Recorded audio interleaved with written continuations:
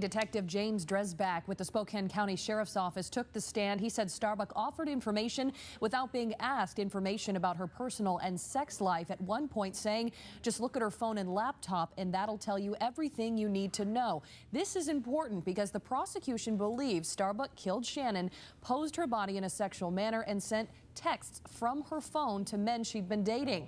They think he did this to draw attention away from himself and on to the men she had met online. Detective Dresbach said Starbuck spent a lot of the time in their interview crying, though he never saw any tears. And at one point, when Starbuck had collected himself, asked him, what do you think happened to Chanin?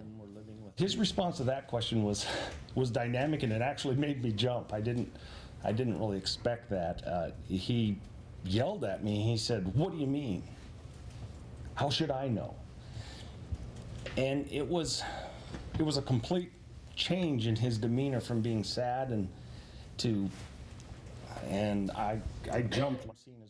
After an hour of interviewing, Dresbach says he told Starbuck he could leave, but Starbuck didn't want to and continued to talk about Chanin's sex life in the parking lot, which the detective found odd. We interviewed Starbuck's children earlier this month. They say their father was offering so much information because, as a son of a police chief, knew that's what detectives would be looking for. The children believe their mother was killed by one of the men she met online.